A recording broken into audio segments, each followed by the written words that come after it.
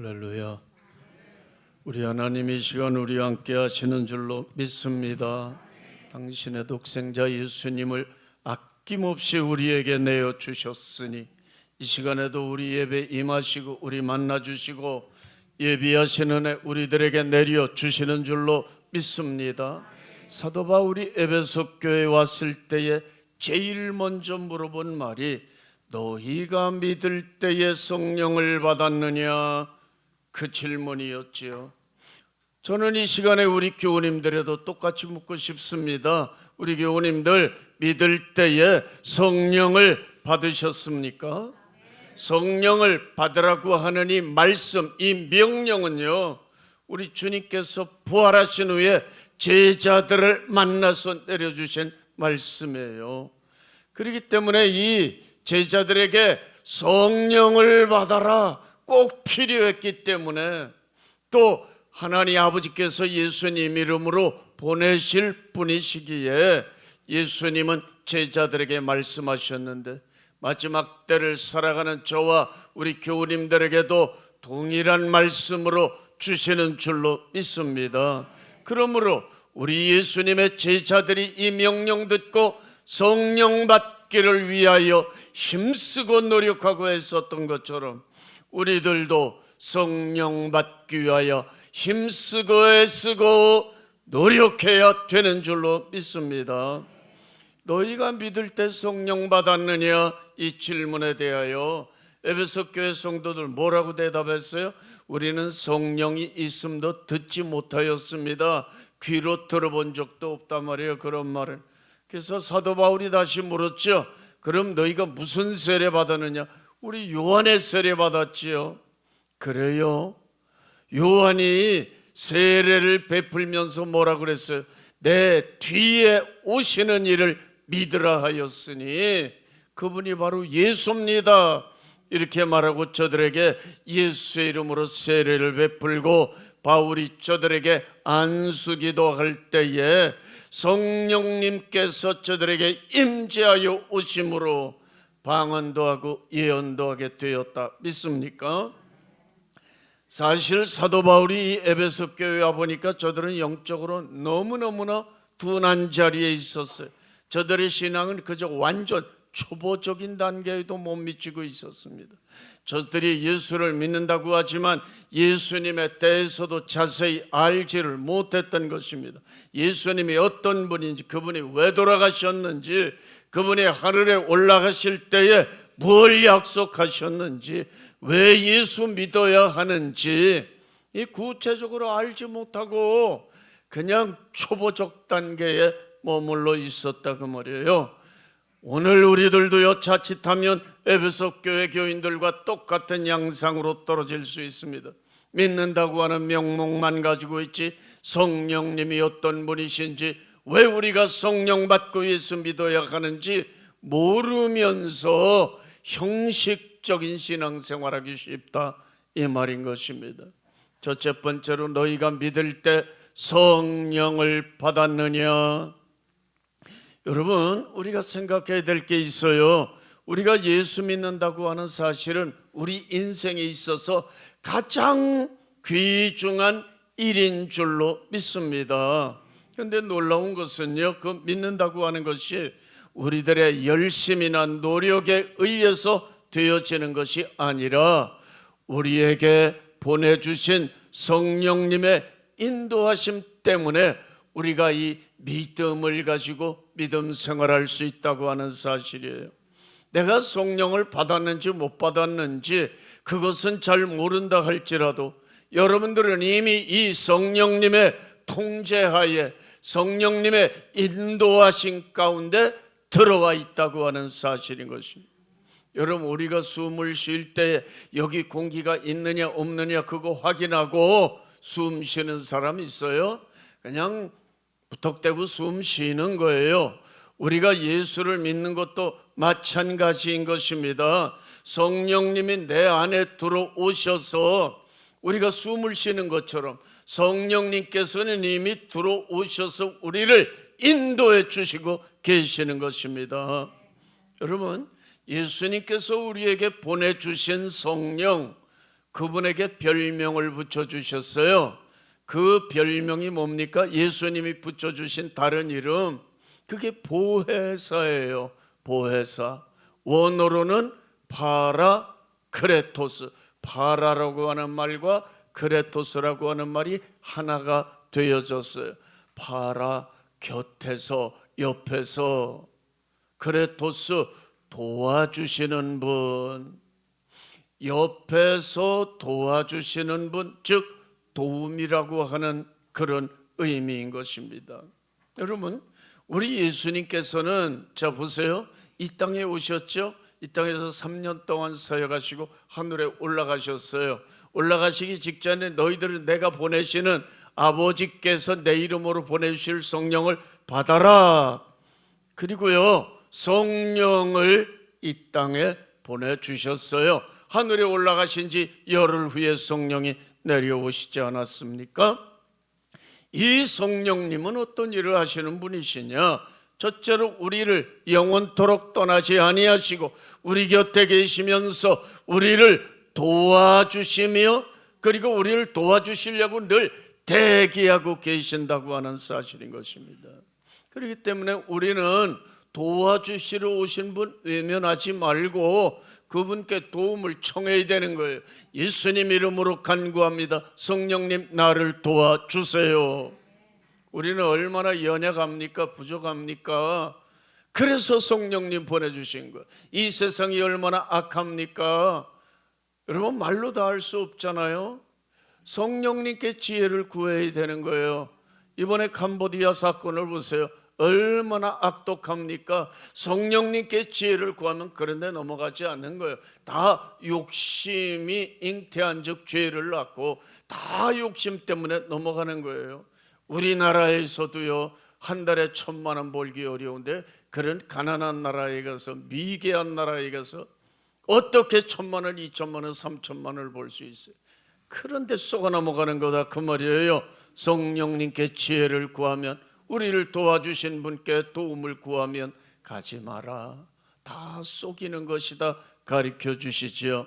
여러분, 보혜사 성령님은 우리에게 지혜를 주시고 우리를 인도하시고 우리의 연약함을 보충해 주실 뿐만 아니라 우리를 위해서 변호해 주시는 분이시다. 하나님과 우리 인간 사이에 예수님은 중보자가 되시고 성령님은 우리를 위해서 간구해 주시며 우리를 대변해 주시는 최고의 변호사. 믿습니까? 우리가 어떤 문제가 있을 때 소송을 하게 되면요, 변호사를 잘 구해야 돼요. 1,000만 원 주고 1억을 주고 5억을 주고 변호사를 구해야 이 변호사가 지혜롭게 판사가 원하는 대답을 해주면 그 재판에서 이기는 겁니다. 여러분, 우리에게 주신 변호사, 최고의 변호사 성령님이신 줄로 믿으시기 바랍니다. 그래서 하나님과 우리 인간과 그 사이의 중보자는 예수님 한 분이시고 아버지께서 또 예수님 이름으로 우리에게 필요해서 성령을 보내주셨으니 그분은 우리를 위해서 변호해 주시는 분, 우리를 위해서 끊임없이 말할 수 없는 탄식으로 간구해 주시는 분이심을 믿을 수 있기 바랍니다.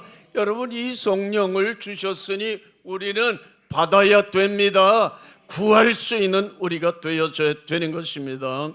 요한복음 16장 13절에 성령님은 성도를 진리 가운데로 인도하시는 분이라고 그랬어요. 갈라디아 4장 6절에 성도들로 하여금 하나님을 아바, 아버지라고 부를 수 있는 마음을 주시는 분이라고 그랬어요. 히브리서 9장 14절에 성도들로 하여금 살아계신 하나님을 섬기게 하시는 분이다. 오늘 우리가 주일날 이 자리에 나와서 하나님께 예배드리고 하나님 섬기는 거 다 성령님의 인도하심 받아서 되는 것이죠. 로마서 8장 26절에 우리 연약함을 도우시나니 우리가 마땅히 빌 바를 알지 못하나 성령님께서는 말할 수 없는 탄식함으로 우리를 위해서 하나님께 대신 간구해 주시는 분이라. 고린도전서 12장 3절에 성령으로 아니하고는 누구든지 예수님을 주라 시인할 수 없다 그랬고요. 로마서 8장 9절에 누구든지 그리스도의 영이 아니면 그리스도의 사람이 아니라 그랬습니다. 사랑하는 여러분, 이 시간에도 말씀 듣는 여러분들에게 이 성령님께서 임하여 오시고 임재하시는 줄로 믿으시기 바랍니다. 옛날에 우리 기독교 초기 기독교 시대에 로마라고 하는 나라가 세계를 다 지배했죠. 그런데 사도 바울에 의해서 오순절의 성령 강림 때 로마에서도 이 유대인들이 왔다가 그걸 다 체험하고 로마로 돌아가서 거기에서 믿음 생활하고 전도해서 로마에 그리스도인들이 막 늘어나기 시작하는 거예요. 10%, 20%, 30%, 40%, 여러분 인구의 50% 절반 이상 60%, 70% 막 그리스도인들이 늘어나기 시작하는 겁니다. 이걸 막을래야 막을 수가 없어요. 그 당시엔 네로라고 하는 황제였는데 나라를 다스리고, 이 사람은 미치광이에요. 그래서 주제넘게 무슨 시를 쓴다고 말이죠. 시를 읊는다고.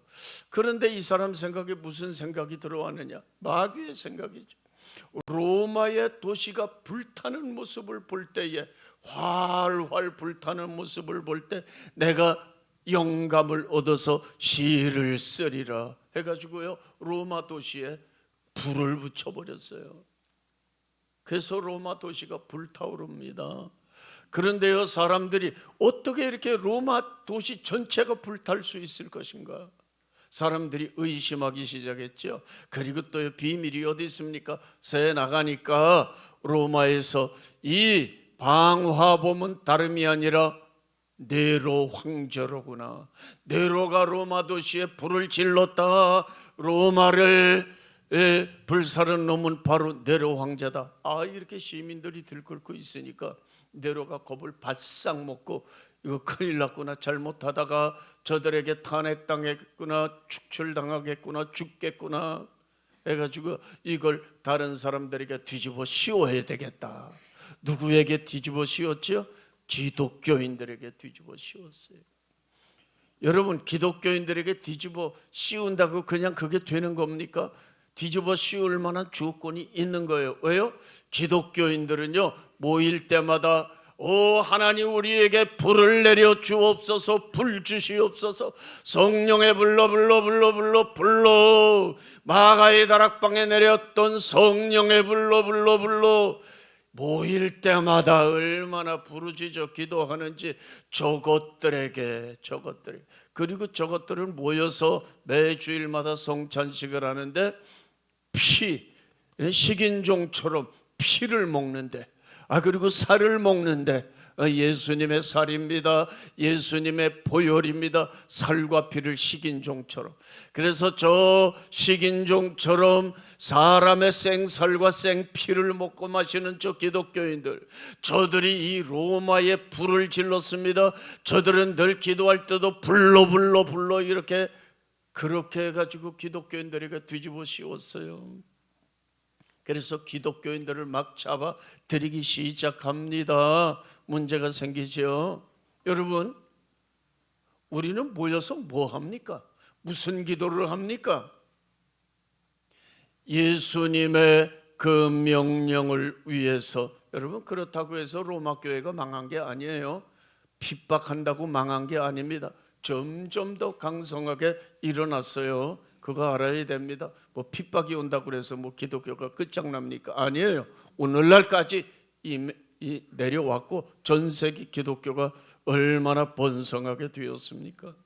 여러분, 우리요 믿는 성도들이 가장 중요한 게 뭐냐? 모였을 때든지 개인적으로 기도할 때든지 우리는 예수님 명령해 주신 대로 성령 받기를 위해서 기도하고 더 충만히 받기 위해서 노력해야 되는 줄로 믿습니다.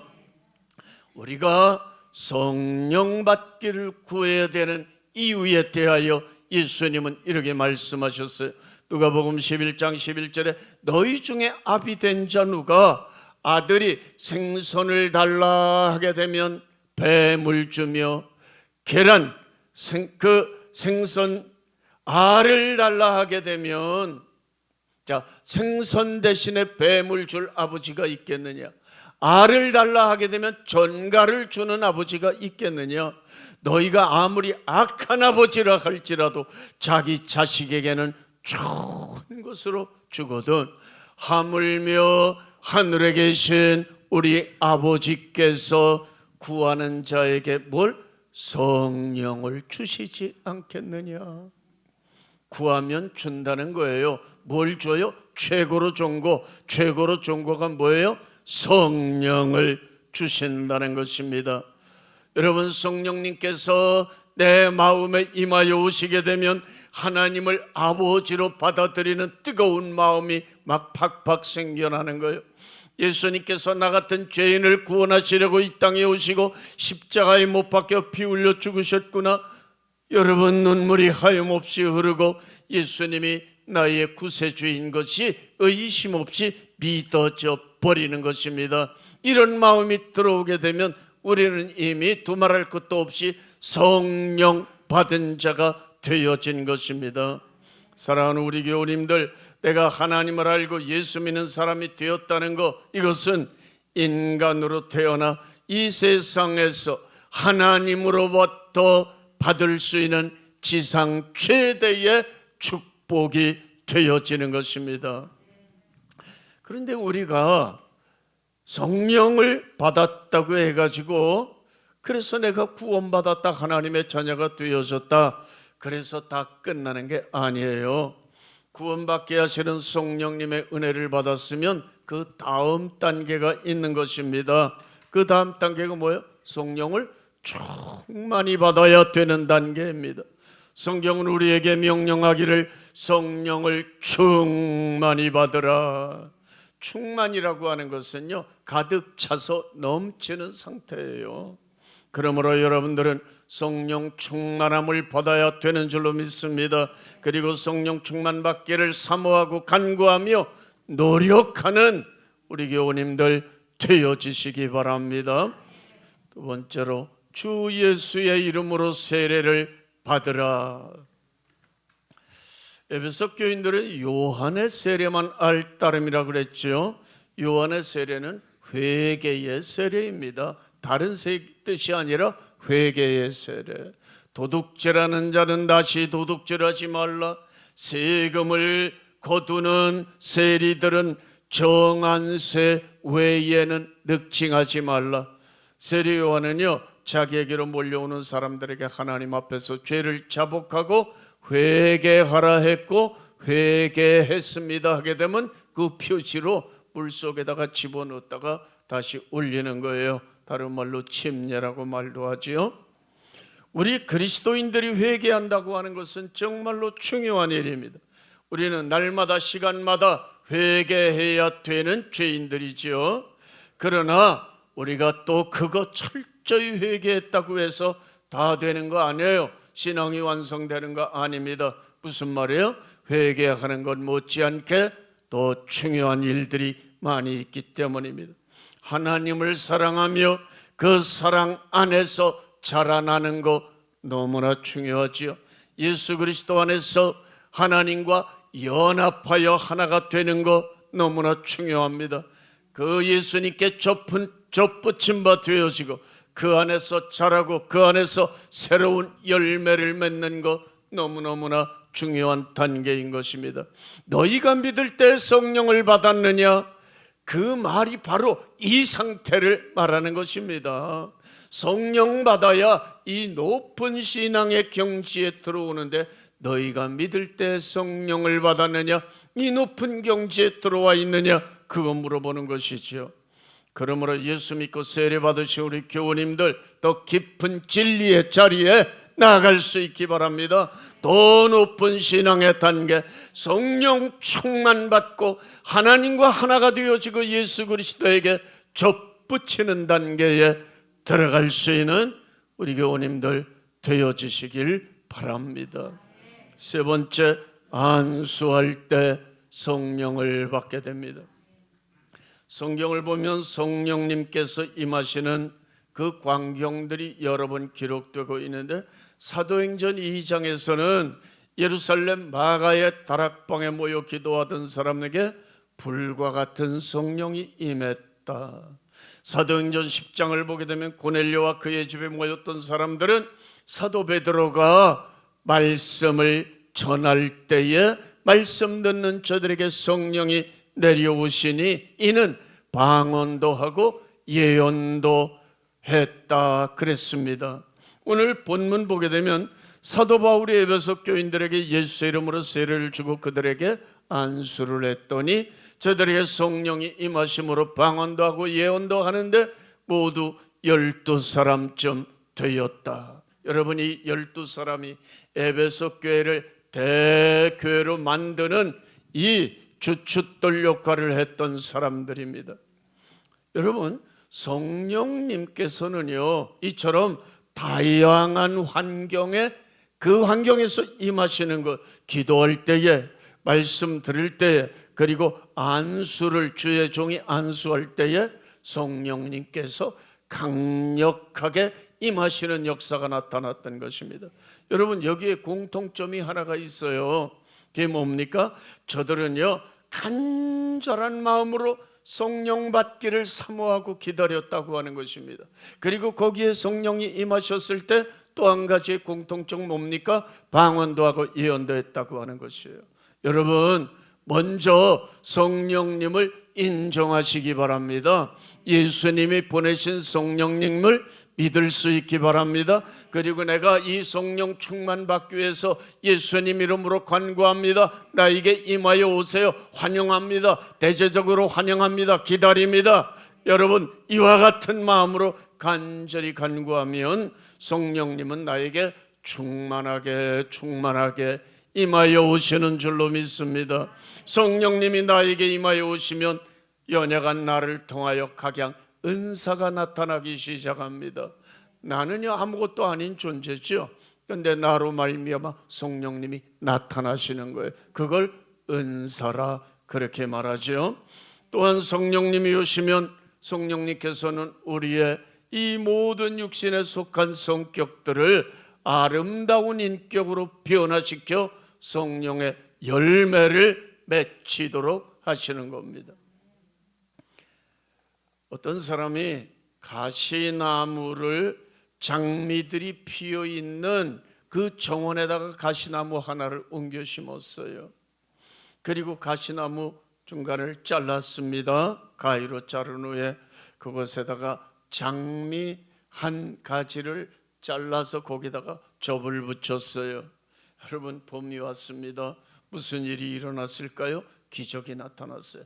거기서 찔레꽃이 피는 것이 아니라, 가시나무 찔레꽃이 아니라 예쁜 장미가 피어난 것입니다.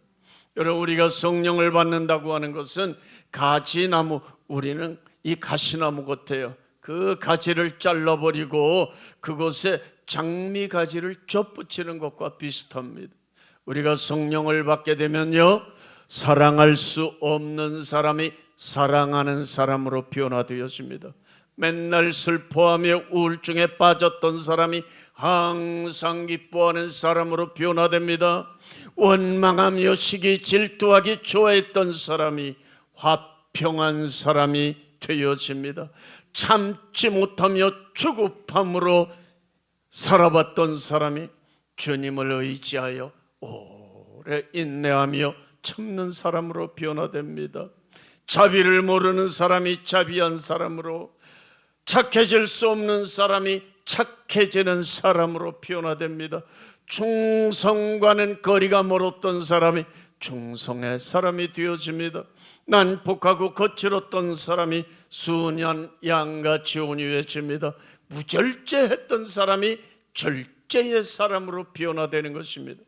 성령이 오시면 우리는 자신도 모르는 사이에 이처럼 그리스도의 성품을 소유한 사람으로 나도 모르게 변화가 되는 거예요. 그래서 예수님은 이 성령을 우리들에게 보내주신 것입니다. 이 성령 받으면 인생이 바뀌는 거예요. 운명이 바뀌는 거예요. 하나님의 복을 받을 수 있는 사람으로 완전 변화가 되는 것입니다. 이 자리에 성령님이 오셨고 운행하시고 여러분들에게 임하시는 줄로 믿으시기 바랍니다. 사모하는 자에게 임하십니다. 간절한 마음으로 간구하는 자에게 임하십니다. 우리 교우님들은 모두 다 성령 충만 받으시고 성령의 사람이 되어지시고 승리의 삶을 살아가는 우리 교우님들 되시고 주님 앞에서 잘했다 칭찬받고 그리고 영광의 자리에 나아가는 우리 교우님들 되시기 바랍니다. 이렇게 변화되는 삶을 살고 성공하는 삶을 사는 것은요, 내 힘으로 되는 거 아니에요. 예수님이 보내주신 성령을 받아야 되는 것입니다. 성령 충만 받기를 사모하며 기도하며 노력하고 힘쓰고 애쓰는 우리 교우님들 되어지고 승리의 삶을 살아갈 수 있기를 주님 이름으로 축원을 드립니다.